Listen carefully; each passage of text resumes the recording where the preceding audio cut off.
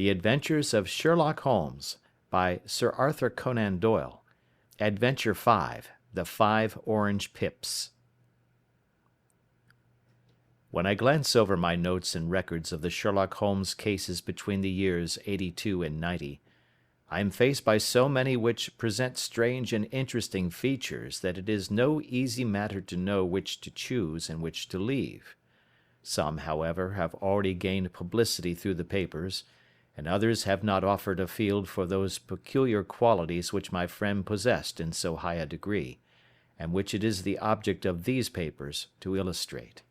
Some, too, have baffled his analytical skill, and would be, as narratives, beginnings without an ending, while others have been but partially cleared up, and have their explanations founded rather upon conjecture and surmise than on the absolute logical proof which was so dear to him.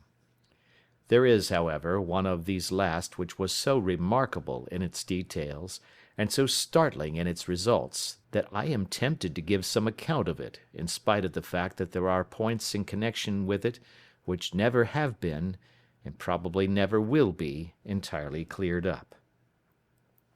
The year '87 furnished us with a long series of cases of greater or less interest, of which I retain the records.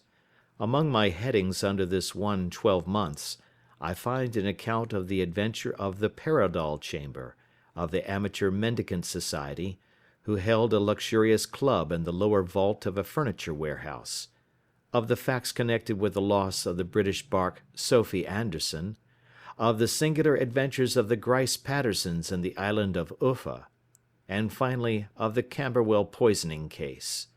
In the latter, as may be remembered, Sherlock Holmes was able, by winding up the dead man's watch, to prove that it had been wound up 2 hours before, and that therefore the deceased had gone to bed within that time, a deduction which was of the greatest importance in clearing up the case. All these I may sketch out at some future date, but none of them present such singular features as the strange train of circumstances which I have now taken up my pen to describe. It was in the latter days of September, and the equinoctial gales had set in with exceptional violence. All day the wind had screamed and the rain had beaten against the windows, so that even here, in the heart of great, hand-made London, we were forced to raise our minds for the instant from the routine of life and to recognize the presence of those great elemental forces which shriek at mankind through the bars of his civilization, like untamed beasts in a cage. As evening drew in, the storm grew higher and louder, and the wind cried and sobbed like a child in the chimney. Sherlock Holmes sat moodily at one side of the fireplace, cross-indexing his records of crime, while I at the other was deep in one of Clark Russell's fine sea stories, until the howl of the gale from without seemed to blend with the text, and the splash of the rain to lengthen out into the long swash of the sea waves. My wife was on a visit to her mother's, and for a few days I was a dweller once more in my old quarters at Baker Street. "Why," said I, glancing up at my companion, "that was surely the bell. Who could come tonight? Some friend of yours, perhaps?" "Except yourself, I have none," he answered. "I do not encourage visitors." "A client, then?" "If so, it is a serious case. Nothing less would bring a man out on such a day and at such an hour. But I take it that it is more likely to be some crony of the landlady's." Sherlock Holmes was wrong in his conjecture, however, for there came a step in the passage and a tapping at the door. He stretched out his long arm to turn the lamp away from himself and towards the vacant chair upon which a newcomer must sit. "Come in," said he. The man who entered was young, some 22 at the outside, well groomed and trimly clad, with something of refinement and delicacy in his bearing. The streaming umbrella which he held in his hand, and his long shining waterproof told of the fierce weather through which he had come. He looked about him anxiously in the glare of the lamp, and I could see that his face was pale and his eyes heavy, like those of a man who is weighed down with some great anxiety. "I owe you an apology," he said, raising his golden pince-nez to his eyes. "I trust that I am not intruding. I fear that I have brought some traces of the storm and rain into your snug chamber." "Give me your coat and umbrella," said Holmes. "They may rest here on the hook, and will be dry presently. You have come up from the southwest, I see." "Yes, from Horsham." "That clay and chalk mixture which I see upon your toe caps is quite distinctive." "I have come for advice." "That is easily got." "And help." "That is not always so easy." "I have heard of you, Mr. Holmes. I heard from Major Prendergast how you saved him in the Tankerville Club scandal." "Ah, of course. He was wrongfully accused of cheating at cards." "He said that you could solve anything." "He said too much." "That you are never beaten." "I have been beaten 4 times, 3 times by men and once by a woman." "But what is that compared with the number of your successes?" "It is true that I have been generally successful." "Then you may be so with me." "I beg that you will draw your chair up to the fire and favour me with some details as to your case." "It is no ordinary one." "None of those which come to me are. I am the last court of appeal." "And yet I question, sir, whether, in all your experience, you have ever listened to a more mysterious and inexplicable chain of events than those which have happened in my own family." "You fill me with interest," said Holmes. "Pray give us the essential facts from the commencement, and I can afterwards question you as to those details which seem to me to be most important." The young man pulled his chair up and pushed his wet feet out towards the blaze. "My name," said he, "is John Openshaw, but my own affairs have, as far as I can understand, little to do with this awful business. It is a hereditary matter, so in order to give you an idea of the facts I must go back to the commencement of the affair. You must know that my grandfather had 2 sons, my uncle Elias and my father Joseph. My father had a small factory at Coventry, which he enlarged at the time of the invention of bicycling.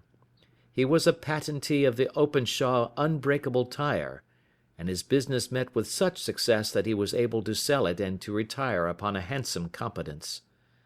My uncle Elias emigrated to America when he was a young man, and became a planter in Florida, where he was reported to have done very well. At the time of the war he fought in Jackson's army, and afterwards under Hood, where he rose to be a colonel. When Lee laid down his arms, my uncle returned to his plantation, where he remained for 3 or 4 years. About 1869 or 1870, he came back to Europe and took a small estate in Sussex, near Horsham. He had made a very considerable fortune in the States, and his reason for leaving them was his aversion to the negroes, and his dislike of the Republican policy in extending the franchise to them. He was a singular man, fierce and quick-tempered, very foul-mouthed when he was angry, and of a most retiring disposition. During all the years that he lived at Horsham, I doubt if ever he set foot in the town. He had a garden and 2 or 3 fields round his house, and there he would take his exercise, though very often for weeks on end he would never leave his room. He drank a great deal of brandy and smoked very heavily, but he would see no society and did not want any friends, not even his own brother. He didn't mind me. In fact, he took a fancy to me, for at the time when he saw me first I was a youngster of 12 or so. This would be in the year 1878, after he had been 8 or 9 years in England. He begged my father to let me live with him, and he was very kind to me in his way. When he was sober he used to be fond of playing backgammon and draughts with me, and he would make me his representative both with the servants and with the tradespeople, so that by the time that I was 16 I was quite master of the house. I kept all the keys and could go where I liked and do what I liked, so long that I did not disturb him in his privacy. There was one singular exception, however, for he had a single room, a lumber room up among the attics, which was invariably locked, and which he would never permit either me or anyone else to enter. With a boy's curiosity, I have peeped through the keyhole, but I was never able to see more than such a collection of old trunks and bundles as would be expected in such a room. One day, it was in March, 1883, a letter with a foreign stamp lay upon the table in front of the colonel's plate. It was not a common thing for him to receive letters, for his bills were all paid in ready money, and he had no friends of any sort. "From India," said he, as he took it up. "Pondicherry postmark. What can this be?" Opening it hurriedly, out there jumped 5 little dried orange pips, which pattered down upon his plate. I began to laugh at this, but the laugh was struck from my lips at the sight of his face. His lip had fallen, his eyes were protruding, his skin the colour of putty, and he glared at the envelope which he still held in his trembling hand. "K, K, K!" he shrieked, and then, my God, my sins have overtaken me." "What is it, uncle?" I cried. "Death," said he, and rising from the table he retired to his room, leaving me palpitating with horror. I took up the envelope and saw scrawled in red ink upon the inner flap, just above the gum, the letter K 3 times repeated. There was nothing else save the 5 dried pips. What could be the reason of his overpowering terror? I left the breakfast table, and as I ascended the stair I met him coming down with an old rusty key, which must have belonged to the attic, in one hand, and a small brass box, like a cash box, in the other. "They may do what they like, but I'll checkmate them still," said he with an oath. "Tell Mary that I shall want a fire in my room today, and send down to Fordham the Horsham lawyer." I did as he ordered, and when the lawyer arrived I was asked to step up to the room. The fire was burning brightly, and in the grate there was a mass of black fluffy ashes as of burned paper, while the brass box stood open and empty beside it. As I glanced at the box I noticed, with a start, that upon the lid was printed the treble K which I had read in the morning upon the envelope. "I wish you, John," said my uncle, "to witness my will. I leave my estate, with all its advantages and all its disadvantages, to my brother, your father, whence it will, no doubt, descend to you. If you can enjoy it in peace, well and good. If you find you cannot, take my advice, my boy, and leave it to your deadliest enemy. I am sorry to give you such a two-edged thing, but I can't say what turn things are going to take. Kindly sign the paper where Mr. Fordham shows you." I signed the paper as directed, and the lawyer took it away with him. The singular incident made, as you may think, the deepest impression upon me, and I pondered over it and turned it every way in my mind without being able to make anything of it. Yet I could not shake off the vague feeling of dread which it left behind, though the sensation grew less keen as the weeks passed and nothing happened to disturb the usual routine of our lives. I could see a change in my uncle, however. He drank more than ever, and he was less inclined for any sort of society. Most of his time he would spend in his room, with the door locked upon the inside, but sometimes he would emerge in a sort of drunken frenzy, and would burst out of the house and tear about the garden with a revolver in his hand, screaming out that he was afraid of no man, and that he was not to be cooped up, like a sheep in a pen, by man or devil. When these hot fits were over, however, he would rush tumultuously in at the door and lock and bar it behind him, like a man who can brazen it out no longer against the terror which lies at the roots of his soul. At such times I have seen his face, even on a cold day, glisten with moisture, as though it were new raised from a basin. Well, to come to an end of the matter, Mr. Holmes, and not to abuse your patience, there came a night when he made one of those drunken sallies from which he never came back. We found him, when we went to search for him, face downward in a little green-scummed pool, which lay at the foot of the garden. There was no sign of any violence, and the water was but 2 feet deep, so that the jury, having regard to his known eccentricity, brought in a verdict of suicide. But I, who knew how he winced from the very thought of death, had much ado to persuade myself that he had gone out of his way to meet it. The matter passed, however, and my father entered into possession of the estate and of some £14,000 which lay to his credit at the bank. "One moment," Holmes interposed. "Your statement is, I foresee, one of the most remarkable to which I have ever listened. Let me have the date of the reception by your uncle of the letter, and the date of his supposed suicide." The letter arrived on March 10, 1883. His death was 7 weeks later, upon the night of May 2nd. "Thank you. Pray proceed." When my father took over the Horsham property, he, at my request, made a careful examination of the attic, which had been always locked up. We found the brass box there, although its contents had been destroyed. On the inside of the cover was a paper label with the initials of K.K.K. repeated upon it, and "Letters, Memoranda, Receipts, and a Register" written beneath. These, we presume, indicated the nature of the papers which had been destroyed by Colonel Openshaw. For the rest, there was nothing of much importance in the attic save a great many scattered papers and notebooks bearing upon my uncle's life in America. Some of them were of the war time and showed that he had done his duty well and had borne the repute of a brave soldier.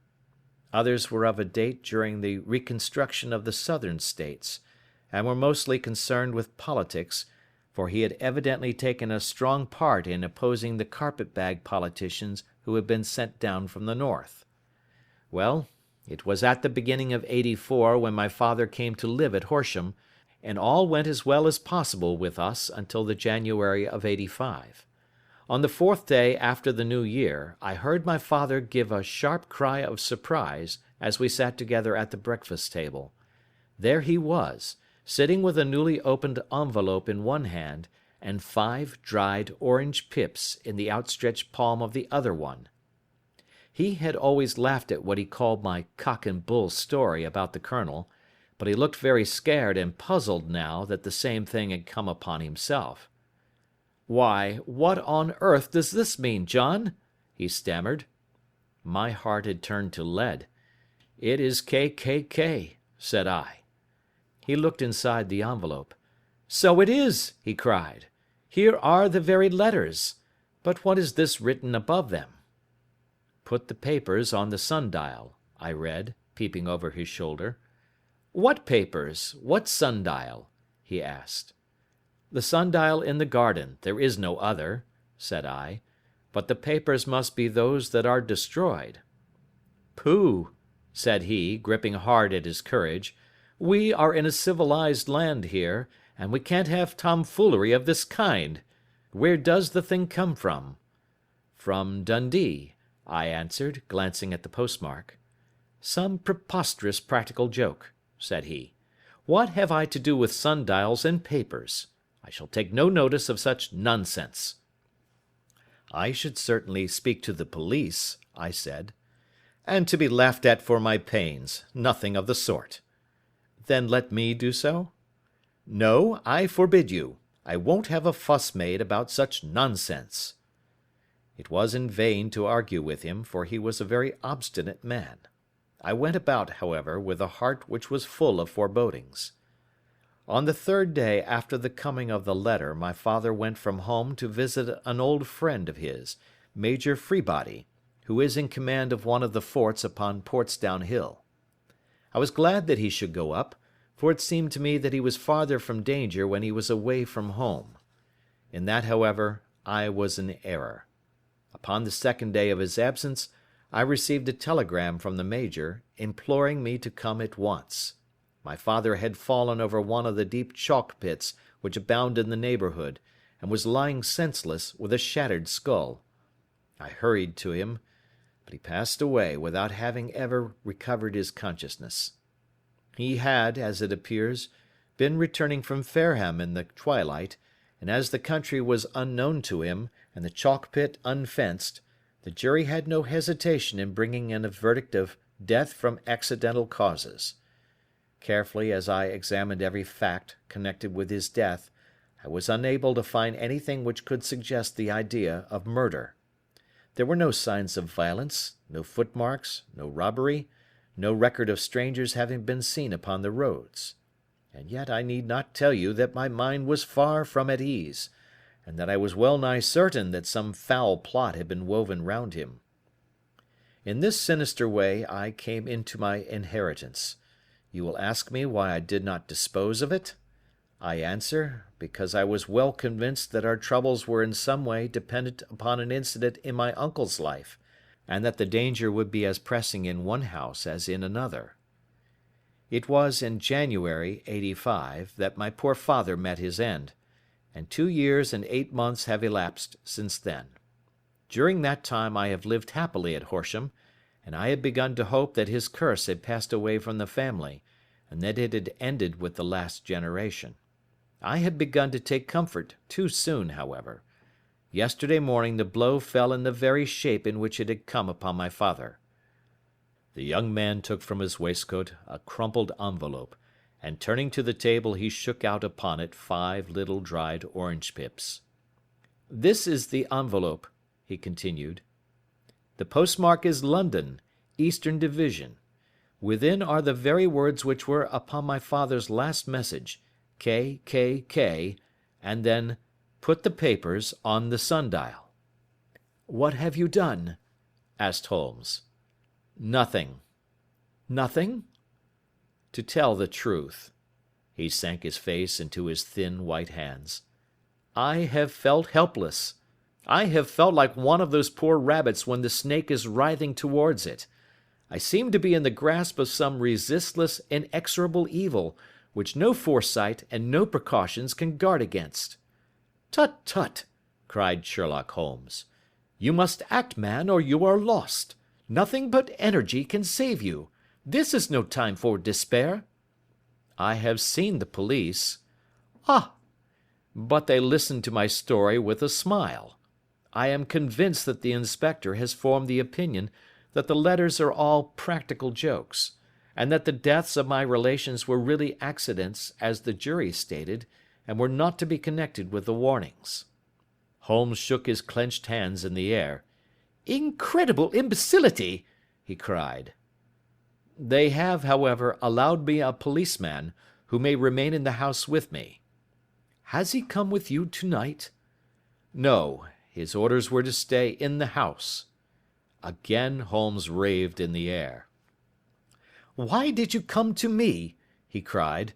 "And, above all, why did you not come at once?" "I did not know. It was only today that I spoke to Major Prendergast about my troubles, and was advised by him to come to you." "It is really 2 days since you had the letter. We should have acted before this. You have no further evidence, I suppose, than that which you have placed before us? No suggestive detail which might help us?" "There is one thing," said John Openshaw. He rummaged in his coat pocket, and drawing out a piece of discoloured blue-tinted paper, he laid it out upon the table. "I have some remembrance," said he, "that on the day when my uncle burned the papers I observed that the small unburned margins which lay amid the ashes were of this particular colour.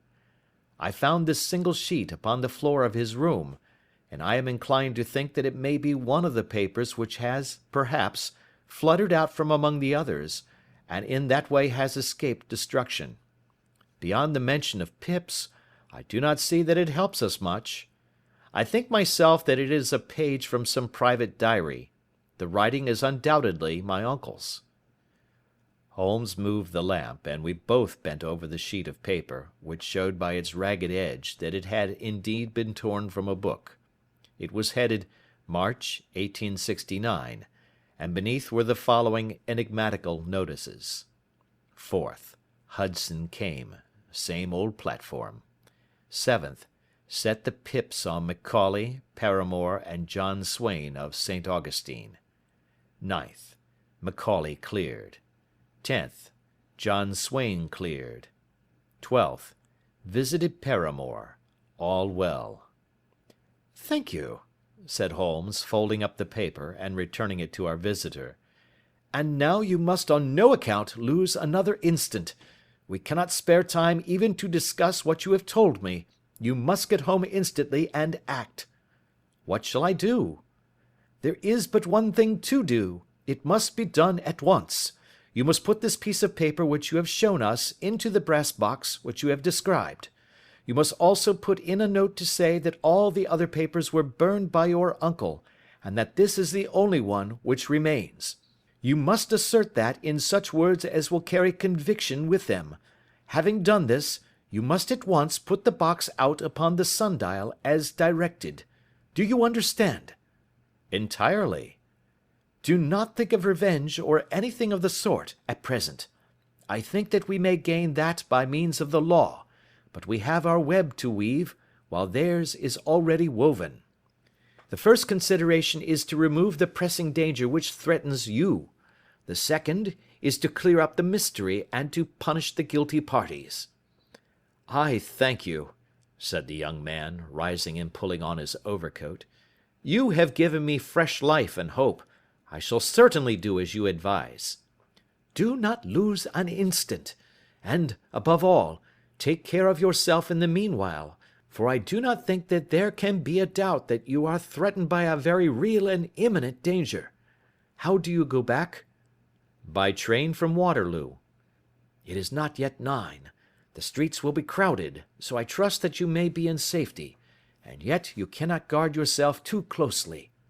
"I am armed." "That is well. Tomorrow I shall set to work upon your case." "I shall see you at Horsham, then?" "No, your secret lies in London. It is there that I shall seek it." "Then I shall call upon you in a day, or in 2 days, with news as to the box and the papers. I shall take your advice in every particular." He shook hands with us and took his leave. Outside the wind still screamed and the rain splashed and pattered against the windows. This strange, wild story seemed to have come to us from amid the mad elements, blown in upon us like a sheet of seaweed in a gale, and now to have been reabsorbed by them once more. Sherlock Holmes sat for some time in silence, with his head sunk forward and his eyes bent upon the red glow of the fire. Then he lit his pipe, and leaning back in his chair he watched the blue smoke rings as they chased each other up to the ceiling. "I think, Watson," he remarked at last, "that of all our cases we have had none more fantastic than this." "Save, perhaps, the sign of 4. "Well, yes, save, perhaps, that. And yet this John Openshaw seems to me to be walking amid even greater perils than did the Sholtos." "But have you," I asked, "formed any definite conception as to what these perils are?" "There can be no question as to their nature," he answered. "Then what are they? Who is this K., and why does he pursue this unhappy family?" Sherlock Holmes closed his eyes and placed his elbows upon the arms of his chair, with his fingertips together. "The ideal reasoner," he remarked, "would, when he had once been shown a single fact in all its bearings, deduce from it not only all the chain of events which led up to it, but also all the results which would follow from it. As Cuvier could correctly describe a whole animal by the contemplation of a single bone, so the observer who has thoroughly understood one link in a series of incidents should be able to accurately state all the other ones, both before and after. We have not yet grasped the results which the reason alone can attain to. Problems may be solved in the study which have baffled all those who have sought a solution by the aid of their senses. To carry the art, however, to its highest pitch, it is necessary that the reasoner should be able to utilize all the facts which have come to his knowledge. And this in itself implies, as you will readily see, a possession of all knowledge, which, even in these days of free education and encyclopedias, is a somewhat rare accomplishment. It is not so impossible, however, that a man should possess all knowledge which is likely to be useful to him in his work, and this I have endeavoured in my case to do. If I remember rightly, you on one occasion, in the early days of our friendship, defined my limits in a very precise fashion." "Yes," I answered, laughing. "It was a singular document. Philosophy, astronomy, and politics were marked at 0, I remember. Botany variable, geology profound as regards the mud stains from any region within 50 miles of town, chemistry eccentric, anatomy unsystematic, sensational literature and crime records unique, violin player, boxer, swordsman, lawyer, and self-poisoner by cocaine and tobacco. Those, I think, were the main points of my analysis." Holmes grinned at the last item. "Well," he said, "I say now, as I said then, that a man should keep his little brain attic stocked with all the furniture that he is likely to use, and the rest he can put away in the lumber room of his library, where he can get it if he wants it. Now, for such a case as the one which has been submitted to us tonight, we need certainly to muster all our resources. Kindly hand me down the letter K of the American Encyclopedia which stands upon the shelf beside you. Thank you. Now let us consider the situation, and see what may be deduced from it. In the first place, we may start with a strong presumption that Colonel Openshaw had some very strong reason for leaving America. Men at his time of life do not change all their habits and exchange willingly the charming climate of Florida for the lonely life of an English provincial town. His extreme love of solitude in England suggests the idea that he was in fear of someone or something, so we may assume as a working hypothesis that it was fear of someone or something which drove him from America. As to what it was he feared, we can only deduce that by considering the formidable letters which were received by himself and his successors. Did you remark the postmarks of these letters? The first was from Pondicherry, the second from Dundee, and the third from London. From East London. What do you deduce from that? They are all seaports, that the writer was on board of a ship. Excellent. We have already a clue. There can be no doubt that the probability, the strong probability, is that the writer was on board of a ship. And now let us consider another point. In the case of Pondicherry, 7 weeks elapsed between the threat and its fulfilment. In Dundee it was only some 3 or 4 days. Does that suggest anything? A greater distance to travel. But the letter had also a greater distance to come. Then I do not see the point. There is at least a presumption that the vessel in which the man or men are is a sailing ship. It looks as if they always send their singular warning or token before them when starting upon their mission. You see how quickly the deed followed the sign when it came from Dundee. If they had come from Pondicherry in a steamer, they would have arrived almost as soon as their letter. But, as a matter of fact, 7 weeks elapsed. I think that those 7 weeks represented the difference between the mail boat which brought the letter and the sailing vessel which brought the writer. It is possible. More than that, it is probable. And now you see the deadly urgency of this new case, and why I urged young Openshaw to caution. The blow has always fallen at the end of the time which it would take the senders to travel the distance. But this one comes from London, and therefore we cannot count upon delay. Good God! I cried. What can it mean, this relentless persecution? The papers which Openshaw carried are obviously of vital importance to the person or persons in the sailing ship. I think that it is quite clear that there must be more than one of them. A single man could not have carried out 2 deaths in such a way as to deceive a coroner's jury. There must have been several in it, and they must have been men of resource and determination. Their papers they mean to have, be the holder of them who it may.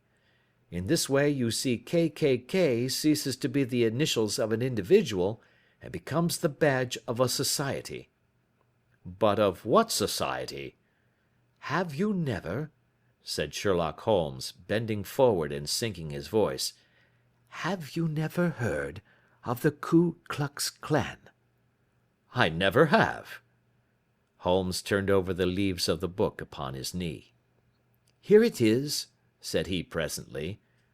"Ku Klux Klan, a name derived from the fanciful resemblance to the sound produced by cocking a rifle.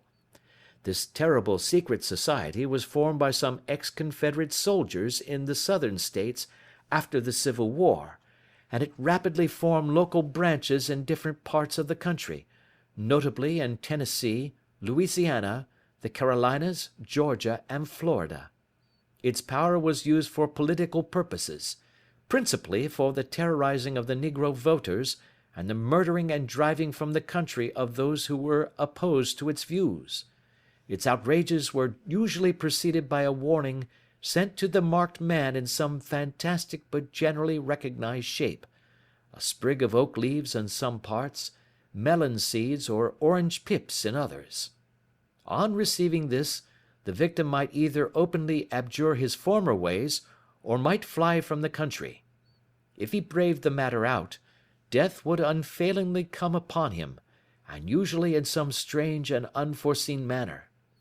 So perfect was the organization of the society, and so systematic its methods, that there is hardly a case upon record where any man succeeded in braving it with impunity, or in which any of its outrages were traced home to the perpetrators.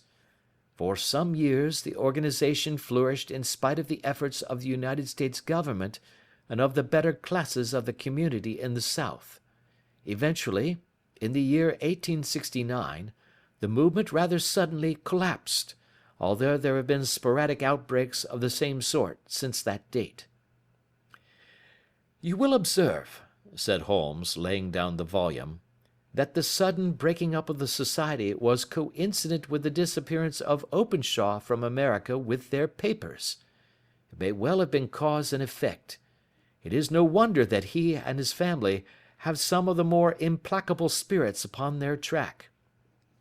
You can understand that this register and diary may implicate some of the first men in the South, and that there may be many who will not sleep easy at night until it is recovered. Then the page we have seen is such as we might expect. It ran, if I remember right, sent the pips to A, B, and C. That is, sent the society's warning to them. Then there are successive entries that A and B cleared, or left the country, and finally that C was visited, with, I fear, a sinister result for C. Well, I think, Doctor, that we may let some light into this dark place, and I believe that the only chance young Openshaw has in the meantime is to do what I have told him. There is nothing more to be said or to be done tonight, so hand me over my violin, and let us try to forget for half an hour the miserable weather and the still more miserable ways of our fellow men." It had cleared in the morning, and the sun was shining with a subdued brightness through the dim veil which hangs over the great city. Sherlock Holmes was already at breakfast when I came down. "You will excuse me for not waiting for you," said he. "I have, I foresee, a very busy day before me in looking into this case of young Openshaw's." "What steps will you take?" I asked. "It will very much depend upon the results of my first inquiries. I may have to go down to Horsham after all." "You will not go there first?" "No, I shall commence with the city. Just ring the bell and the maid will bring up your coffee." As I waited, I lifted the unopened newspaper from the table and glanced my eye over it. It rested upon a heading which sent a chill to my heart. "Holmes!" I cried. "You are too late." "Ah," said he, laying down his cup, "I feared as much. How was it done?" He spoke calmly, but I could see that he was deeply moved. My eye caught the name of Openshaw, and the heading "Tragedy near Waterloo Bridge." Here is the account. Between 9 and 10 last night, Police Constable Cook, of the H Division, on duty near Waterloo Bridge, heard a cry for help and a splash in the water. The night, however, was extremely dark and stormy, so that, in spite of the help of several passers-by, it was quite impossible to effect a rescue. The alarm, however, was given, and by the aid of the water police the body was eventually recovered. It proved to be that of a young gentleman whose name, as it appears from an envelope which was found in his pocket, was John Openshaw, and whose residence is near Horsham. It is conjectured that he may have been hurrying down to catch the last train from Waterloo Station, and that in his haste and the extreme darkness he missed his path and walked over the edge of one of the small landing places for river steamboats. The body exhibited no traces of violence, and there can be no doubt that the deceased had been the victim of an unfortunate accident, which should have the effect of calling the attention of the authorities to the condition of the riverside landing stages. We sat in silence for some minutes, Holmes more depressed and shaken than I had ever seen him. "That hurts my pride, Watson," he said at last. "It is a petty feeling, no doubt, but it hurts my pride. It becomes a personal matter with me now, and if God sends me health, I shall set my hand upon this gang. That he should come to me for help, and that I should send him away to his death." He sprang from his chair and paced about the room in uncontrollable agitation, with a flush upon his sallow cheeks and a nervous clasping and unclasping of his long, thin hands. "They must be cunning devils," he exclaimed at last. "How could they have decoyed him down there? The embankment is not on the direct line to the station. The bridge no doubt was too crowded, even on such a night, for their purpose. Well, Watson, we shall see who will win in the long run. I am going out now." "To the police?" "No, I shall be my own police. When I have spun the web they may take the flies, but not before." All day I was engaged in my professional work, and it was late in the evening before I returned to Baker Street. Sherlock Holmes had not come back yet. It was nearly 10 o'clock before he entered, looking pale and worn. He walked up to the sideboard, and tearing a piece from the loaf he devoured it voraciously, washing it down with a long draught of water. "You are hungry," I remarked. "Starving. It had escaped my memory. I have had nothing since breakfast." "Nothing?" "Not a bite. I had no time to think of it." "And how have you succeeded?" "Well." "You have a clue?" "I have them in the hollow of my hand. Young Openshaw shall not long remain unavenged. Why, Watson, let us put their own devilish trademark upon them. It is well thought of." "What do you mean?" He took an orange from the cupboard, and tearing it to pieces he squeezed out the pips upon the table. Of these he took 5 and thrust them into an envelope. On the inside of the flap he wrote S.H. for J.O. Then he sealed it and addressed it to Captain James Calhoun, bark Lone Star, Savannah, Georgia. "This will await him when he enters port," said he, chuckling. "It may give him a sleepless night. He will find it as sure a precursor of his fate as Openshaw did before him." "And who is this Captain Calhoun?" "The leader of the gang. I shall have the others, but he first." "How did you trace it, then?" He took a large sheet of paper from his pocket, all covered with dates and names. "I have spent the whole day," said he, "over Lloyd's registers and files of the old papers, following the future career of every vessel which touched at Pondicherry in January and February in '83. There were 36 ships of fair tonnage which were reported there during those months. Of these, one, the Lone Star, instantly attracted my attention, since, although it was reported as having cleared from London, the name is that which is given to one of the states of the Union." "Texas, I think." "I was not and am not sure which, but I knew that the ship must have an American origin." "What then?" "I searched the Dundee records, and when I found that the bark Lone Star was there in January '85, my suspicion became a certainty. I then inquired as to the vessels which lay at present in the port of London." "Yes?" "The Lone Star had arrived here last week. I went down to the Albert Dock, and found that she had been taken down the river by the early tide this morning, homeward bound to Savannah. I wired to Gravesend, and learned that she had passed some time ago, and as the wind is easterly, I have no doubt that she is now past the Goodwins and not very far from the Isle of Wight." "What will you do, then?" "Oh, I have my hand upon him. He and the two mates are, as I learn, the only native-born Americans in the ship. The others are Finns and Germans. I know also that they were all three away from the ship last night. I had it from the stevedore who has been loading their cargo. By the time that their sailing ship reaches Savannah, the mail-boat will have carried this letter, and the cable will have informed the police of Savannah that these three gentlemen are badly wanted here upon a charge of murder." There is ever a flaw, however, in the best laid of human plans, and the murderers of John Openshaw were never to receive the orange pips which would show them that another, as cunning and as resolute as themselves, was upon their track.